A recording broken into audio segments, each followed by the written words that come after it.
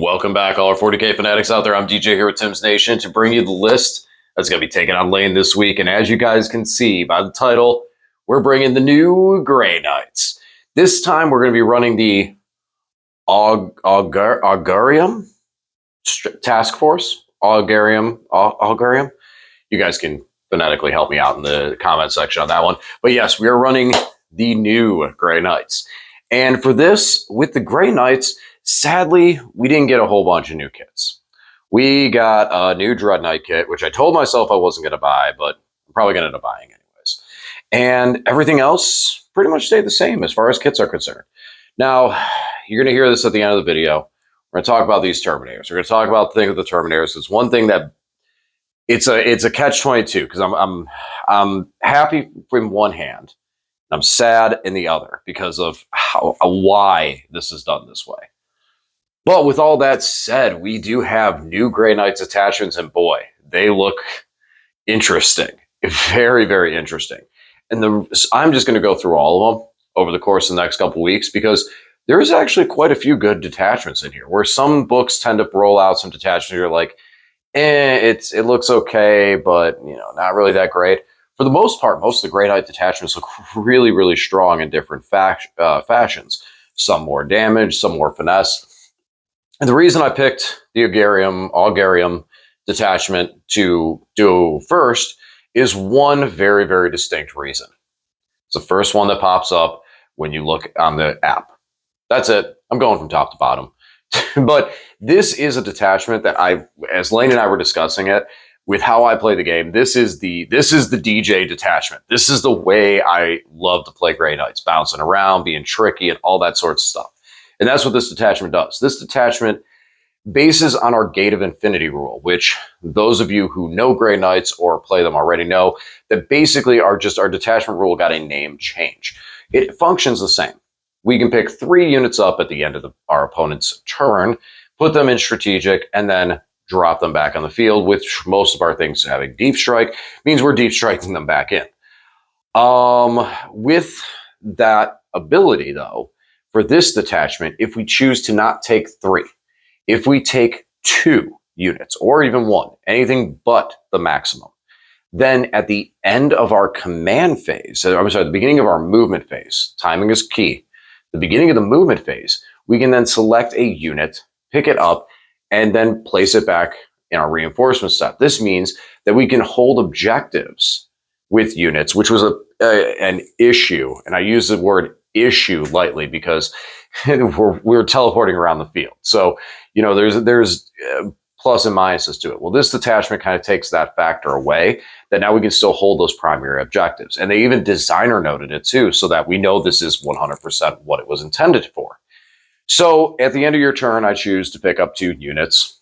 And then in my turn, I can draw the cards, see what I need to score, and then pick a unit up after scoring primary to then place another area. Now, granted, you still can't be in engagement range with anything, but you can then pick this unit up and immediately put it back down because you're going to go into your reinforcement step and place it somewhere on the field.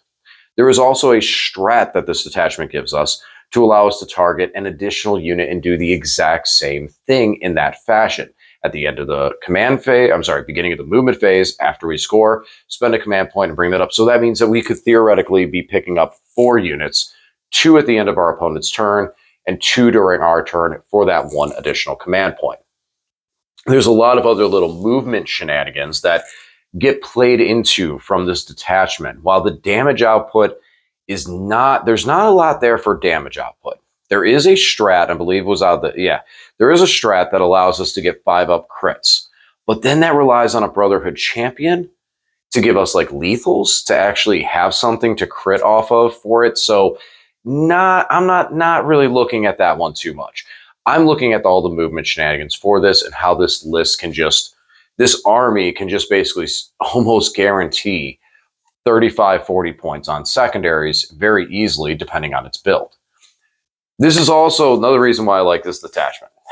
Because, of course, I have a lot of Grey Knights that are painted. I have a lot of Grey Knights that are ready. Of course, this detachment, I'm using a chunk that is not painted and ready. And the biggest reason for that is because the Grey Knight book, GW blessed us with 4-man Terminator squads at 160 points. And this is very, very interesting to me because that means that these guys are cheaper, but they're still Terminator bodies. And with an Ancient and Apothecary that can be attached to them, you can resurrect guys, and they're all OC3 battle line units. So for this first running, if there was ever a time to run 6 4-man squads of Terminators, this is the detachment for it. Now, some may say, well, then wait, why wouldn't you run the Terminator one, the hollowed something or other? Sorry, I don't have it right in front of me. The one that is Terminator based. And the reason why is because I feel like that Terminator based detachment does a lot better by having bigger squads of Terminators, especially with some of the strats that it offers, such as the one that blows my mind. I can't wait to do all Terminators for it. That gives all of your Storm Bolters pistol and twin linked. That can be huge, huge for just shredding yourself out of combat really fast with bolters that have pistol and twin linked. Huge. I can't wait to see how that actually works in action. But that's a different detachment. Today we're teleporting around the field, and we're going to take advantage of the Terminator squads going down to being able to take a 4-man unit. Now, in the 4-man unit, you typically cannot take a special weapon. But much like the Paladins do, basic Terminators, they're ancient, can still take a special weapon. So that's a nice little incentive with what the Terminators can do now, and the cheapness cost at 160 points for 4 Terminators. It's very, very interesting. So with this detachment, taking 6 4-man Terminator squads, we're going to be able to teleport around the field, score a lot of secondaries, and have a lot of resilience. And my thought is that even though they're small units, the MSU stylings, in scenarios where I need to pack more of a punch, that just means bring more units to a general area to hit. That's my theory. That's my thought. Now, I'm not sure if this is exactly the direction I go with all this many 4-man Terminator squads. 6 may be a little much, but if there's ever a time to do it, this is the detachment, and we're just trying out a new codex. So let's give it a try. Who knows? I may fall in love with it and go, yes, because I have all the Terminator bodies. I would have to do a little bit of work to them, as you'll see, to just get some of them tweaked to have the right loadouts. But most of it would just be getting them painted up, considering that this was not, running this many Terminators was not really an option before. You could, but didn't really feel, to me, it didn't feel too good. The Paladins were not as strong, and now Paladins are much better, as we're going to see in future videos. All right, let's jump over the list. Let me show you what I'm bringing here today. All right, here's the Grey Knights, 2,000 points of the Augirum Task Force. As I mentioned, this is the detachment that allows me to pick up 1 unit. I can pick up 1 unit if I did not pick up the maximum units during my opponent's turn for Gate of Infinity. I can then pick 1 unit up in my movement phase and place it in reserve and put it back down to the reinforcement step. Very strong for being able to still play the primary game and accelerate across the field. For starters, let's start with the characters. So we have 4 characters in here. Starting off, we have the Venerable Dreadnought. Venerable Dreadnought's actually got a pretty big glow up in the codex. I think that taking one of these guys is going to be very nice in most lists. The Venerable Dreadnought now, whenever he hits a unit, the rest of the Grey Knight army gets +1 to hit first that unit. I think that's going to be very good. There's not a ton of rerolls around there. In a couple detachments like the hollowed ground that the Purifiers give out of the Purifier detachment does still have the rerolls there, but for the most part, not a lot. So being able to get that 2s to hit is going to be very nice in some areas. Now, the Venerable Dreadnought does have Deep Strike and Gate of Infinity, so he is a target to be able to teleport around the field. He's also a character, so we could theoretically put enhancements on him. We haven't today, but he could be one that we put enhancements on. Now, this one I've kitted out with a plasma cannon today, mostly for the fact that I want to make sure I can get that +1 to hit for one of our friends we're going to talk about in a minute here, and to get that +1 to hit for him. So being able to get D3 shots instead of 1 shot from the las cannon and the 24-inch range on the assault cannon wasn't appealing to me because we could still just take a storm bolter. So we're going to try the plasma cannon out today with him. If back and forth, it was a tough decision to go between plasma cannon and las cannon because I could always just drop within 24 and use the storm bolter to get the guaranteed hits for his ability and have still that big, heavier hitting gun. But we'll go with the plasma cannon today. Don't really need a lot of that extra anti-infantry, but we'll see how it goes, at least for the bonuses and how he plays out. He still smacks in combat with that dreadnought close combat weapon, so at least there's some power there. Moving on, we are bringing a Grandmaster Dreadnought. Now, the new kit has not been released by itself yet. I'll probably pick up one just to add one to my collection since I own 5 Dreadnoughts. That'll be number 6. And he'll probably get some of the new special weapons because that's what we're going to do today. So we are going to take the Subliminator, basically the Melta weapon that they've given the Dreadnoughts. We're going to take that and the Psy Cannon. So he's going to be very, very tank hunty. Now, we're also giving the enhancement. It's Foot into the Future or Step into the Future. One of the two. I think it's Foots into the Future is what it's called. And that allows us that after this unit is set up from Strategic Reserve, we can then move it D6 inches. It cannot charge after, but we can move it the D6 inches. The big reason for that is the Melta weapon is an 18-inch range. So that means that we will guarantee with that enhancement to put ourselves in Melta range with that gun.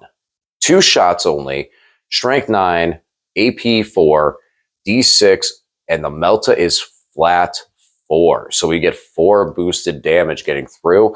And then combined with the damage that comes off the Psy Cannon, if we hit something with that Venerable Dreadnought to give this guy 2s to hit, this guy can really get in there and wreck something. Now, granted, not being able to charge afterwards, okay. But we do have strats that give us -1 to hit on walkers, so we have a little bit of defense there. And we don't have to use that enhancement when he lands. It's an option. And just let him try to charge afterwards, however we want to do it. So this is going to be that Grandmaster. He's going to be running that way today. He does come with a hammer. I don't like any of the new Dreadnought Grandmaster weapons. I still feel like hammer is superior in all aspects of it because it's just that reroll to hit and we're re-rolling hit, wound, and damage into monsters and vehicles. It just seems like that's where we want to go because we have so much other options for anti-infantry. We are anti-infantry heavy without really even trying. Moving on, we will be bringing a regular Grandmaster with a Psy Cannon. He's going to lead one of the Terminators. Now, the Nemesis Dreadnought Grandmaster and the Grandmaster both share an ability of the same name to reduce the CP cost. So we would only be able to do it once per battle round on either or. The reason I'm taking the Grandmaster is I feel like the pick up a unit at the beginning of my movement phase is going to be a very, very strong strat I'm going to want to use a lot. So being able to do that for free on that unit seems pretty critical. And just to get them around the field to still have that CP elsewhere. Where the Grandmaster, I might want to use the CP on a reroll to get a hit through. The Melta is twin linked on him, I forgot to mention, which is very strong. Being able to guarantee that I have that CP there for it is nice. Now, the other big thing is I don't necessarily always know I'm going to need the CP to reroll the hit per se. But I know I will need the CP to pick up the unit and teleport around the field. Now, the Grandmaster, I did give him an enhancement. And this enhancement is kind of silly. So the Grandmaster, they changed his second ability. And his second ability now is once per battle, we can give him +3 strength and +3 attack. So we can go up to 8 attacks at strength 9, AP 2 damage. I had a couple points left over, so I gave him the enhancement that gives him an addition that once per battle, I can pop this and give him +4 strength. So I could spread those out. But for me, I'm looking at it more as, well, you know what? Once per battle, I'm just going to use both of those. And we're going to have a Grandmaster with 8 attacks at strength 13, AP 2 damage. So that's a pretty mean smack, especially considering the fact of where we kind of lack some damage to vehicles. That could get through and actually do some serious damage coming off that Grandmaster. He's also got a Psy Cannon because I like some Psy Cannons. I like having that little bit of range to be a little further away and shoot. Moving on, our last character is going to be Castellan Crow, and we're going to start off going into our units because he's going to be leading a 10-man squad of Purifiers. Can't talk about Crow without talking about the Purifiers. So Crow's two abilities. One, he gives +1 to Purifying Flame. Purifying Flame is a psychic shooting attack that the Purifiers get. All of them do. And it's usually just one shot, strength 4, now AP 2 with anti-infantry 2 up. Very strong there.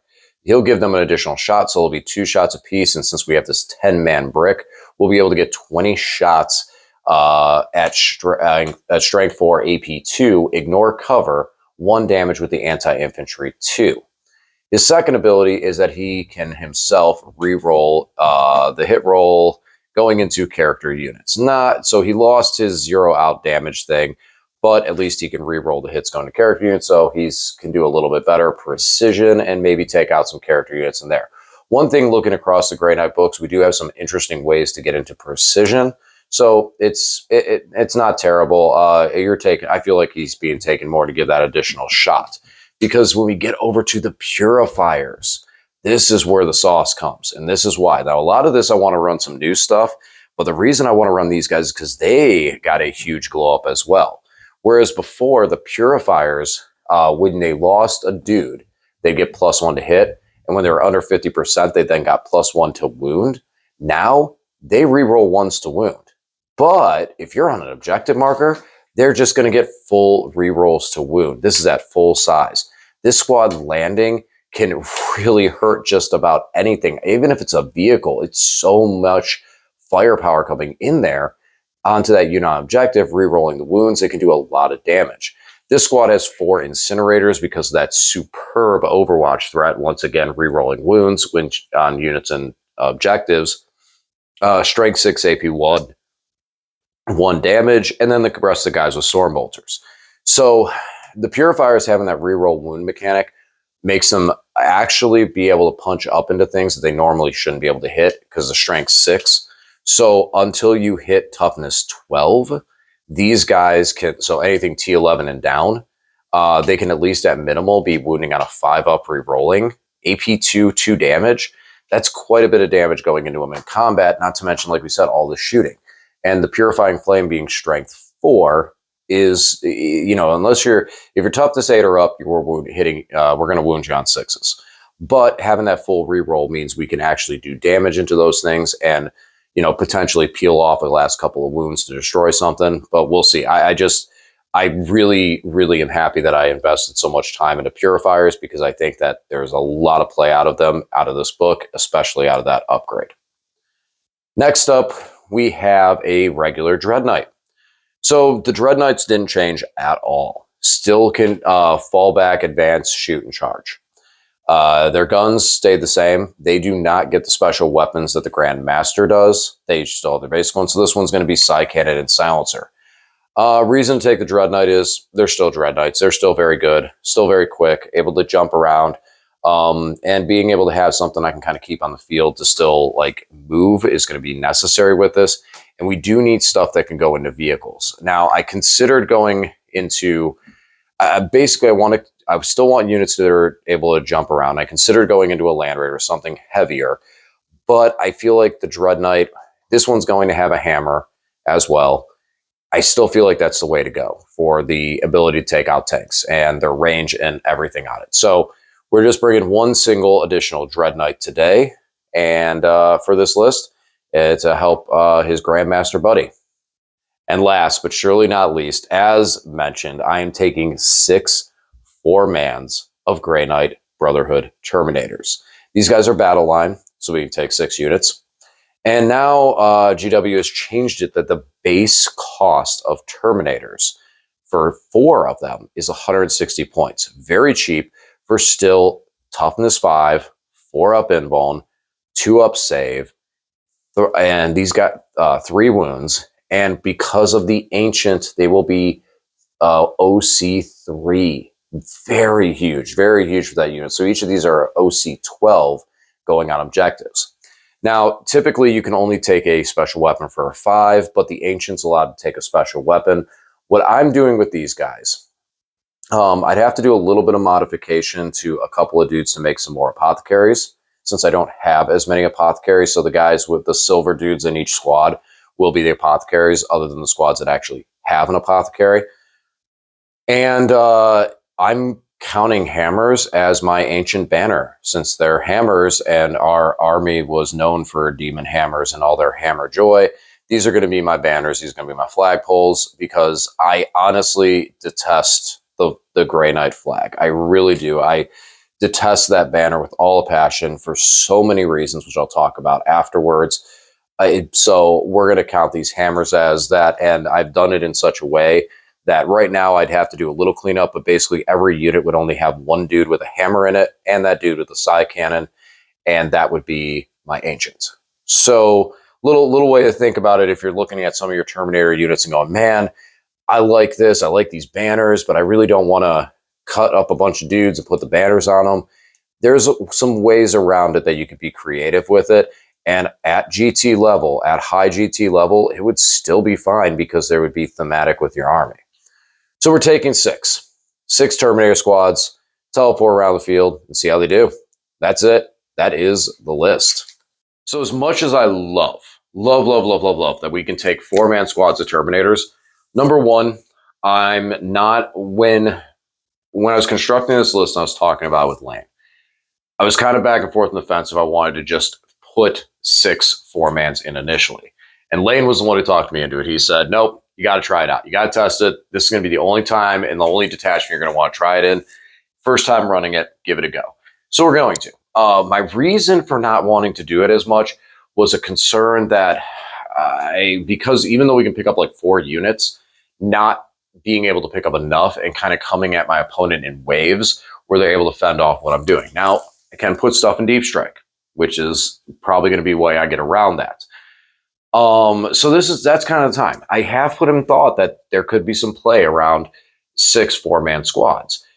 Now, because in one aspect, like I had said, if I need to, I could bunch up the Terminators into a spot and have multiple Terminators in an area, so it's multiple squads. It messes with people's numbers for how they are trying to eliminate my units. One thing that I would have liked to see is a squad of strike, especially out of this detachment. Being able to pick a unit up means that we can really utilize the sticky objective of the strikes to be able to sticky an objective and then move somewhere else. I think that's very strong. However, because of how many units of Grey Knight Terminators I have, I think it's not as necessary. I probably won't need to do it as much. And that Venerable Dreadnought later into the game might not have as much utility. So him going back and holding the home field objective might be where he goes. And with, like, again, with the deep strike aspect, we can pick him up and put him back there once we get into the thick of it. And like I said, we have 4 6-man squads of Terminators. So we have stuff that can go back there and just hang out on the objective if we need to. And a lot of missions don't require the home field objective, and there's only a couple secondaries that even really need that home field objective. So there's some things to think of off there. Because they're 4-man squads, we can separate them out. We can do a lot of board coverage with them and really string them out and just cover areas. So there's some cool stuff that we can do. I'm looking forward to trying that out and testing it. My biggest concern with this list right now would be the fact that I lack that anti-tank damage output, that aspect of it. Something like Knights, Chaos Knights, might be a little bit rough, and I might need to go a little heavier into that aspect of being able to hit those things. Now, on the opposite end, I'm really durable. We have a lot of Terminators. A lot of stuff is very durable. Probably some things I would consider is dropping the additional Dread Knight that I have in there and kind of going a little more into heavy weapons over it. But you guys let me know. Let me know what you guys think with that aspect of it. As well as the fact of maybe not going 6 5-man, 4-man squads of Terminators. Maybe I shoot down to 4. I don't know. This detachment is one that I really like. So this is one that I might invest a little more time into after we pass through it. Right now, at first glance, this and the Grotmist detachment for the Purifiers are the two that I like the most. And the Grey Knight, the All Terminator detachment, coming in at a very, very, very, very, very close second. So those are the 3 detachments that I feel speak to me the most as a Grey Knight player. All right. So that's it for the list. Now I got to talk about something for these Grey Knight Terminators, because it bugs me. and I know there's going to be some other players out there doing it. This is something they did with Custodes. So we got a codex. We got a Dread Knight kit. That's really it. We lost Drago. I'm hoping he comes back. I don't even want to get on the rant of how upset I am at losing Drago. We're not going to go there because that is just I've since Drago was a character in 40K. I've had him. I upgraded him. I had a pewter one, the original old school Drago pewter, and I got the resin fine cast because my Drago pewter, the shield was, because it was pewter, the shield's detail was so melted away from just the way it was cast that it looked terrible. And it had a lot of crooked edges to it that really couldn't fix. So I upgraded to the fine cast, but I've had a Drago ever since. And now we have no Drago at all. I'm hoping that's going to change. We're going to leave that alone. The Terminator thing, I personally think that is a awesome change for us because Grey Knights are known for their Terminators. So being able to take small 4-man squads to complete missions, complete objectives, and do what they're doing really seems very strong and thematic and is great for it. But it's a cop-out. And the reason it's a cop-out is we've had, if you've played Grey Knights for a long time, we've seen things like Grandmaster Mordak gone, and now Drago gone. These things that have gone to the wayside, and they're no longer in part of the codex as far as characters were concerned. Throughout all of it, the Brotherhood Captain and the Grandmaster have been character staples to the character section. There has not ever been a specific model for them at all. Nothing. You can convert Drago, you could convert Moldus, you could convert a Space Marine Captain in Terminator armor, even though the base is bigger. That's the only options you have. The other option that you had prior was to purchase a 5-man box of Terminators, and then you remove one Terminator from that squad, and now you can make that one a Grandmaster, and you have 4 Terminators left over. This was a problem for how the Grandmaster was done. Now, with this unit, this is the way you can make that Grandmaster and still do something with those 4 other Terminators. That's ultimately the reason that we have access to a 4-man squad, is because instead of giving us a Grandmaster model that could function as a Grandmaster or Brotherhood Captain, we get, okay, well, you can get a 4-man squad. So on one hand, it's like, awesome, cool, this is great. 4-man squads that are 160 points, that's going to be great tech for the Grey Knight army. But you did it so you didn't have to give us a model.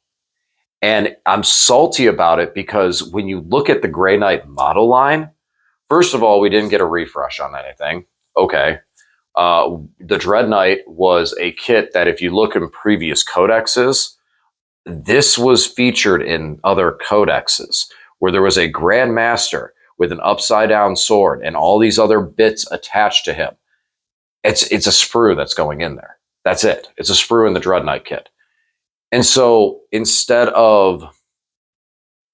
where we get just another upgrade to the Dread Knight, which a lot of codexes that have come out and a lot of armies that we've seen come out, as it gets to that competitive aspect of, okay, what can Grey Knights do competitively? Oh, take 6 Dread Knights. Oh, take 5 Dread Knights. And those were the lists. So it's like Dread Knights, Dread Knights, Dread Knights. It seems like GW doesn't know what to do with Grey Knights except make Dread Knights super. Now, this time around, even the vehicle-based attachment, other vehicles look good out of that vehicle-based attachment other than just Dread Knights. So I think maybe we're wheeling away a little bit for now until, we do a balanced day of slates, Dread Knights get a boost or a point drop, and it's like, hey, 6 Dread Knights again. But for right now, it feels like we're kind of wheeling away from that. Some of the infantry and the characters and those units have got a bit of a glow up that we can work with them.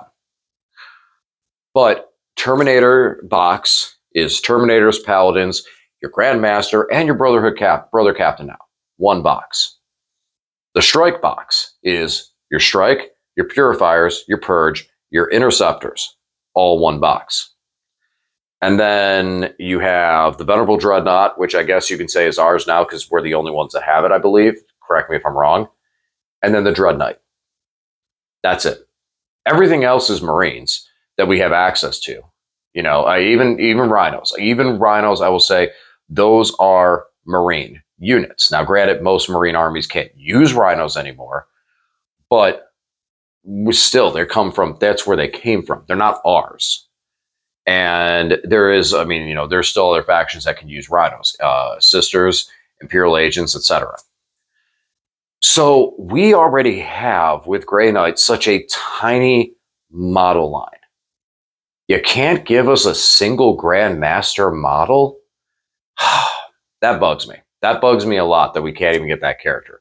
We don't have a librarian. Our librarian is shared with all the other Marine factions. So it's like we got Crow, okay? We got Crow and we got Voldus. And in my opinion, Voldus is not good. I don't like Voldus. I don't think Voldus is good at all. I don't think what you get for taking him is better than taking a standard Grandmaster that you can get so much more. You can get an enhancement, you get the CP reduction, and he can smack something once per game plus the gun. I don't think anything that Voldus really brings is better than that. So that's it. All right, I got that off my chest. I'll try not to complain too much about not having a Grandmaster model. I do like converting. You know, I do like our Grey Knight Terminator kit. I do like the way it looks. So we'll see how this does. Could end up bringing my Grey Knight Terminators to up to the painting table where I got to do a little bit of work, convert up some apothecaries, and get that stuff rolling. Or it could just be a flash in the pan. We'll see. Like I said, I have some. I'm on the fence with it. I think, especially because this is the first time out the gate testing this army. So I'm on the fence of, do we go all the way with 6? But I feel like, as I've mentioned many times in the past, when you're testing something, you go all in. So we're going all in with all those Terminators, and we'll see how I can do. All right, guys. Well, wish me luck. And as always, thanks for watching, and we'll talk to you again soon.